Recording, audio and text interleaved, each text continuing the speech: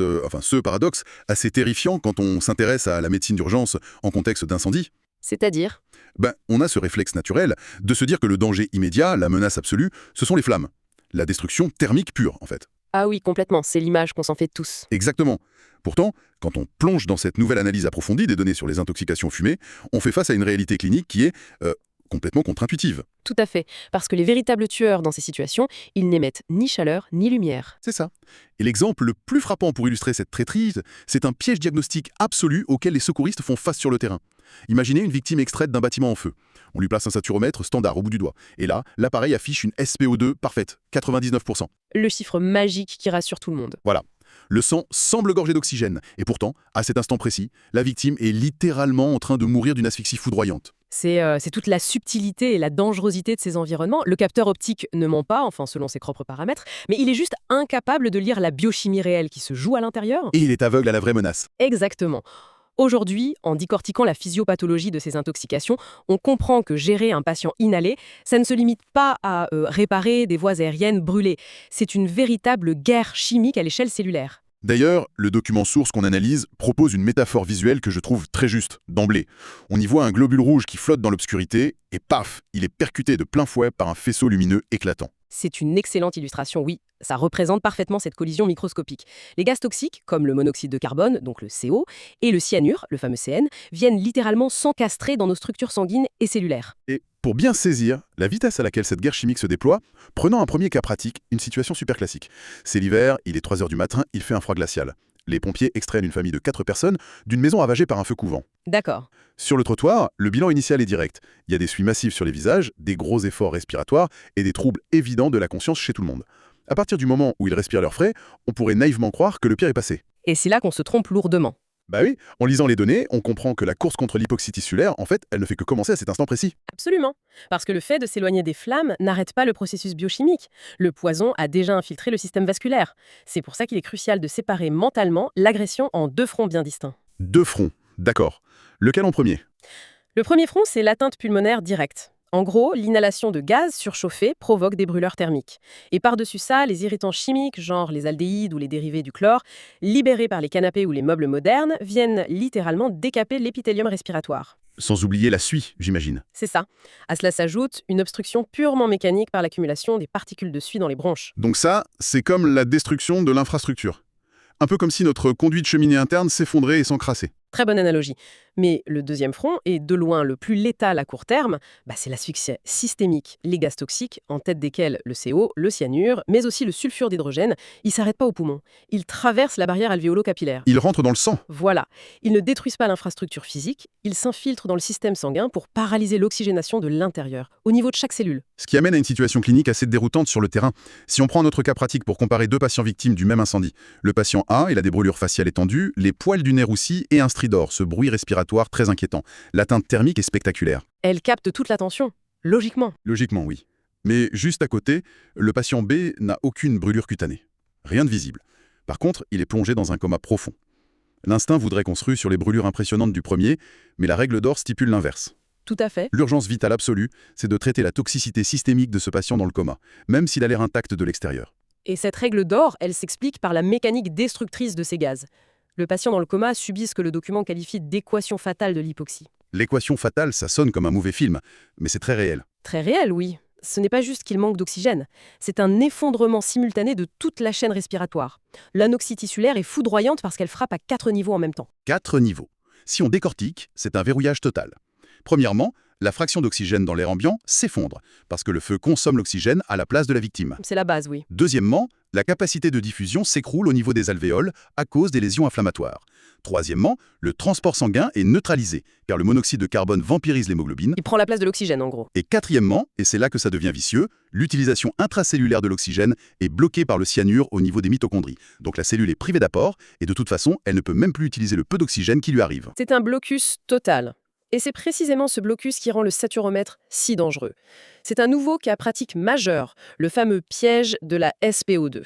Ce capteur optique mesure l'absorption de la lumière par l'hémoglobine. D'accord. L'oxyhémoglobine, qui est pleine d'oxygène, absorbe la lumière différemment de l'hémoglobine vide. Le souci fondamental, c'est que la carboxyhémoglobine, donc l'hémoglobine liée au CO, possède une couleur rouge vif. Ah, d'accord. souvent encore plus éclatante que le sang oxygéné normal. Exactement. Donc, quand la machine envoie son faisceau lumineux à travers le doigt d'une victime saturée en monoxyde de carbone, elle lit un rouge éclatant. Et du coup, elle se dit « tout va bien » et affiche aveuglément 99%. Elle valide une anoxie sévère sans s'en rendre compte. Voilà. Le sang transporte un poison mortel, mais le moniteur affiche des constantes parfaites. C'est pour ça qu'il faut vraiment comprendre notre premier coupable, le CO. Il ne se contente pas de voler le taxi de l'oxygène, il a une affinité pour l'hémoglobine qui est environ 200 fois supérieure à celle de l'oxygène. 200 fois. C'est énorme. C'est titanesque dans une compétition pour rentrer dans le globule rouge, l'oxygène a mathématiquement aucune chance. Mais en plus, le CO est un toxique cellulaire direct. Il quitte le sang pour aller se fixer sur les muscles, notamment le cœur, et il pénètre les cellules pour déclencher un stress oxydatif ravageur. Et ce concept d'affinité, il prend une dimension vraiment dramatique quand on aborde le cas des femmes enceintes. La physiologie du fœtus est conçue pour capter au maximum l'oxygène maternel. Mais du coup, ça devient une arme redoutable avec le CO. Absolument. Un cas pratique du document le montre bien. Une femme enceinte à 28 semaines est exposée à un poil défectueux. À l'examen, ses symptômes à elle sont super modérés. Une légère fatigue, des maux de tête sourds. Le piège, ce serait de banaliser l'exposition. Ce serait une erreur aux conséquences irréversibles, parce que la mère, elle, tolère l'intoxication, mais le fœtus, lui, est en train de subir une hypoxie profonde. L'hémoglobine fœtale a une affinité pour le CO 2,5 fois plus importante que celle de l'adulte. Donc le placenta devient un aspirateur à poison. C'est exactement ça. Le CO maternel est transféré et piégé dans la circulation fœtale. Et pour aggraver le tout, la demi-vie d'élimination de ce gaz, le temps pour s'en débarrasser, est doublé chez le fœtus. Le seul signe d'alerte, souvent, c'est une tachycardie fœtale très rapide. Waouh. Et ce côté silencieux, ce mimétisme, ça complique aussi le diagnostic chez les adultes quand il n'y a pas d'incendie déclaré.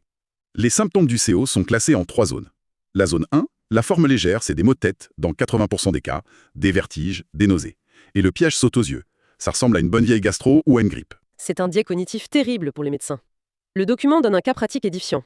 3 amis dînent ensemble un soir d'hiver. En quelques heures, ils ont tous d'énormes maux de tête et se mettent à vomir. Le premier réflexe, c'est de se dire intoxication alimentaire, non? Évidemment. Sauf que l'indice crucial, ce n'est pas le symptôme, c'est la cinétique, c'est l'évolution horizontale.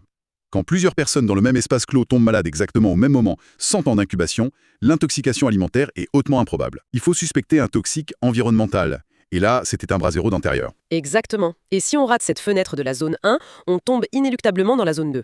Une fatigue écrasante, de la confusion, une tachycardie, puis c'est la zone 3. Le coma, les convulsions, l'arrêt cardiaque. Voilà. Et puisqu'on l'a dit, le saturomètre standard est inutile.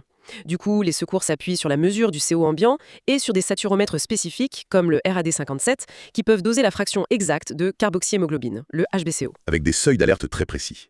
Chez un non-fumeur, une HbCO au-dessus de 3%, c'est anormal. Pour un fumeur, on tolère jusqu'à 6%. Mais dès qu'on dépasse les 40%, là, on franchit un cap de gravité extrême. Le pronostic vital est engagé, oui. Et face à cette affinité du CO, la riposte thérapeutique, c'est la force brute. On ne peut pas attendre que le gaz parte tout seul. Le protocole, c'est l'oxygénothérapie normobar à haut débit. En gros, on inonde le système avec 100% d'oxygène via un masque à haute concentration. On parle de quel débit, là? Des débits importants, 12 à 15 litres par minute pour un adulte, 6 à 9 litres pour un enfant. Et ça, pendant 6 à 12 heures non-stop. On crée une compétition pour forcer le CO à se détacher. Mais pour les cas sévères, la pression atmosphérique normale ne suffit pas, si je comprends bien. Il faut le caisson hyperbare. Tout à fait. L'oxygénothérapie hyperbare. Et les indications sont absolues. La femme enceinte, quel que soit son état, tout patient dans le coma, avec des signes neurologiques, une souffrance cardiaque ou un taux de CO dépassant les 40%. Il y a un cas pratique fondamental là-dessus qui génère plein d'erreurs sur le terrain. Un homme de 35 ans est retrouvé inconscient. Mais pendant son transport dans l'ambulance, sous oxygène, il se réveille totalement. Son score de Glasgow remonte à 15, il va super bien en apparence. Le piège parfait. On aurait envie de l'emmener aux urgences classiques du coin, non? Ce serait une erreur grave, parce que ça méconnaît la physiopathologie à retardement du CO. Le simple fait qu'il y ait eu une perte de connaissance initiale, même si le patient est réveillé, ça signe une atteinte cérébrale profonde. L'insulte neuronale a eu lieu. Donc transfert direct en caisson hyperbare, obligatoire. Absolument. Le caisson ne sert pas qu'à virer le CO, il bloque littéralement la destruction des lipides des neurones. Impressionnant. Bon, ça c'était pour le monoxyde de carbone. Mais l'équation de l'hypoxie a un second turin, le cyanure. Si le CO monopolise les taxis sanguins, le cyanure, lui, sabote la centrale énergétique à l'arrivée. L'oxygène parvient enfin à la cellule, mais elle ne peut plus l'utiliser. C'est ça, une asphyxie intracellulaire. Le mécanisme d'action du cyanure, le CN, est foudroyant. Il cible la mitochondrie et bloque une enzyme clé, la cytochrome oxydase A3. C'est le dernier maillon de la chaîne respiratoire. Donc, le métabolisme s'arrête net. Oui, et pour survivre, la cellule passe en mode anaérobie, un mode de secours hyper inefficace qui produit massivement un déchet bien connu, l'acide lactique. Les fameux lactates. C'est pour ça que c'est le marqueur direct de gravité. Ça prouve que les mitochondries ont arrêté de respirer. Et les cibles prioritaires lâchent vite, le cerveau, avec un coma rapide, et le cœur, avec un collapse. C'est le tableau typique des feux industriels. Le document donne ce cas d'une victime sortie d'un feu d'usine de plastique. Coma profond, tension effondrée et une prise de sang au lit du patient qui montre une acidose métabolique explosive. Le sang est saturé d'acide lactique. Mais le dilemme pour les réanimateurs, c'est le temps. La demi-vie du cyanure, c'est quelques minutes. On ne peut pas attendre les résultats du labo pour agir. Du coup, comment on fait le diagnostic sur le trottoir? On utilise la méthode empirique des 3 piliers, c'est très clair. 1. Des troubles neurologiques comme un coma. 2. Une trace d'exposition, genre des suies dans la bouche ou le nez. Et 3. Le marqueur métabolique dispo sur le terrain, des lactates supérieurs à 8 ou 10 millimoles par litre. Et si on a ça? Avec 2 critères sur 3, on n'attend jamais. On valide l'intoxication présumée et on donne l'antidote. Ce qui nous amène à ce cas pratique. Un patient désincarcéré d'un espace clos incendié. Glasgow à 6, plein de suie, lactate à 11, le diagnostic est posé, on sort l'antidote de première intention. L'hydroxocobalamine ou cyanokit. Et son mécanisme, c'est magique, non? C'est un chef-d'œuvre biochimique. L'hydroxocobalamine a une forme qui s'emboîte instantanément avec l'ion cyanure, comme une clé dans une serrure. Elle lui arrache sa toxicité et fusionne avec pour former une molécule inoffensive, qui n'est autre que de la vitamine B12. Attendez, le poison se transforme en vitamine, Exactement. Et cette vitamine B12 s'élimine naturellement par les urines sans gêner l'oxygénation. ce qui crée un autre effet secondaire spectaculaire, décrit dans un cas pratique. Après la perfusion, la peau et les urines du patient deviennent rouges ou rosés fluo. Ça doit faire paniquer tout le monde. C'est très impressionnant, oui, mais totalement inoffensif. C'est juste le pigment de la B12. Il faut d'ailleurs rassurer les proches et l'équipe et ne surtout pas confondre ces urines rouges avec une hémorragie interne. D'accord, c'est bon à savoir. Et pour la préparation de cet antidote, il y a des règles strictes, non? Très strict. Il faut reconstituer le flacon de 5 grammes de poudre avec 200 ml de sérum physiologique. Et là, attention, on bascule délicatement pendant 60 secondes. On ne secoue surtout pas. Sans secouer, ok. Et on l'administre comment? On perfuse cette solution rouge foncé en intraveineuse sur 15 minutes. Ça, c'est pour l'adulte. C'est renouvelable une fois si le cœur s'arrête. Mais en pédiatrie, ça se complique. Oui, chez l'enfant, la posologie, c'est 70 mg par kilo, avec un plafond maximum de 5 grammes comme l'adulte. Ce qui illustre ce calcul pédiatrique d'urgence, hein. Un enfant de 20 kilos sorti d'un incendie avec des suies et une détresse respiratoire. Le médecin fait le calcul de tête. 70 mg multiplié par 20 kilos, ça fait 1,4 g d'hydroxocobalamine à perfuser en 15 minutes. C'est ça, pas droit à l'erreur sur le volume. Bon, tout ça c'est très clair sur le papier. On a le monoxyde d'un côté, le cyanure de l'autre. Mais dans un vrai brasier, les victimes n'ont pas la politesse de choisir un seul toxique. Elles respirent tout le cocktail. Exactement. L'intoxication mixte, c'est la norme aujourd'hui. Du coup, comment les secours s'organisent face à ce chaos? Parce que la combustion lente du bois génère du CO et un coma progressif, mais les plastiques génèrent du cyanure et une détresse foudroyante. La règle est simple en cas d'intoxication mixte présumée. On tire sur les 2 fronts en même temps. C'est-à-dire? On administre simultanément de l'oxygène à 100% pour chasser le CO et on perfuse l'hydroxocobalamine pour neutraliser le cyanure. Et la très bonne nouvelle, c'est que l'antidote du cyanure ne contre-indique pas du tout le passage en caisson hyperbare pour le CO. Les deux se complètent. C'est rassurant. Et pour trier tout le monde sur un événement multivictime, l'arbre décisionnel repose sur le score de Glasgow, le GCS. Tout le monde sous oxygène à 100%. Si le GCS est parfait, 14 ou 15, c'est de la surveillance. S'il baisse entre 10 et 13, on passe en monitorage strict et on anticipe l'antidote. Et le point de bascule, le cas pratique d'urgence absolue. C'est un Glasgow inférieur à 9 ou un état de choc. Là, c'est l'action immédiate. Sur un incendie avec plusieurs victimes et la victime A, Glasgow à 15, part sous oxygène classique. Mais la victime B, Glasgow à 7, elle reçoit immédiatement son cyanokit de 5 grammes sur place par le médecin du SMUR avant même de démarrer l'ambulance. C'est une vraie médecine de guerre sur le trottoir. Mais une fois l'urgence vitale passée, le tableau s'assombrit encore. Le danger ne s'arrête pas à la sortie de l'hôpital pour le CO, n'est-ce pas? Non, malheureusement. Il y a ce qu'on appelle l'intervalle libre, une période de 2 à 40 jours où le patient semble guéri. Mais en silence, les lésions cérébrales s'étendent. Et ensuite, c'est l'apparition du syndrome post-intervallaire. Ça se manifeste comment? C'est dévastateur. Des troubles de la mémoire majeurs, des changements radicaux de comportement et même un syndrome parkinsonien avec la rigidité. Le document cite le cas d'un patient qui rentre chez lui après avoir été traité. Tout va bien.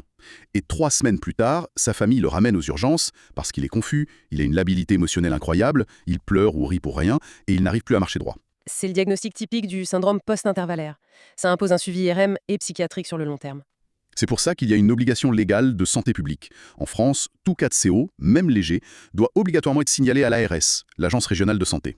Le but, c'est d'enquêter sur le logement, la chaudière, pour éviter que le patient ne se réintoxique en rentrant chez lui. Exactement. Bon, pour synthétiser les points vitaux de cette analyse, on a 4 règles d'or. 1. Se méfier du CO face aux maux de tête collectifs en hiver. Et ne jamais faire confiance à une SPO2 normale. C'est un coma plus des lactates à 8, ça valide l'intoxication au CN. 3. Frapper vite et fort. Oxygène à 100% et hydroxocobalamine immédiate si c'est grave. Et 4, protéger l'avenir. Utiliser le caisson hyperbare si indiqué et faire sa déclaration ARS. Ce qui boucle parfaitement la chaîne de survie de notre cas initial. Le patient adulte, sorti dans le coma, a reçu l'antidote sur le trottoir, a fait son caisson hyperbare et a été réévalué en 1 mois sans aucune séquelle. Et l'ARS a fait condamner le chauffe-eau, protocole validé de bout en bout. Une vraie victoire médicale et préventive. Mais pour conclure cette plongée fascinante, ça amène une réflexion un peu provocatrice quand on y pense. Sachant que nos intérieurs modernes regorgent de matériaux synthétiques, de mousse, de plastique, qui dégagent du cyanure mortel instantanément en brûlant. Oui, Est-ce que les détecteurs de fumée standards, ceux qu'on a tous au plafond et qui se basent juste sur l'opacité de la fumée, est-ce qu'ils sont encore réellement adaptés à la toxicité chimique foudroyante des incendies d'aujourd'hui? c'est une excellente question, qui remet beaucoup de normes en perspective. Une réflexion cruciale pour prolonger cette discussion en dehors de l'audio. Merci beaucoup de nous avoir éclairés sur ces tueurs invisibles. Merci de m'avoir invité. À très bientôt pour une prochaine plongée au cœur de la littérature scientifique.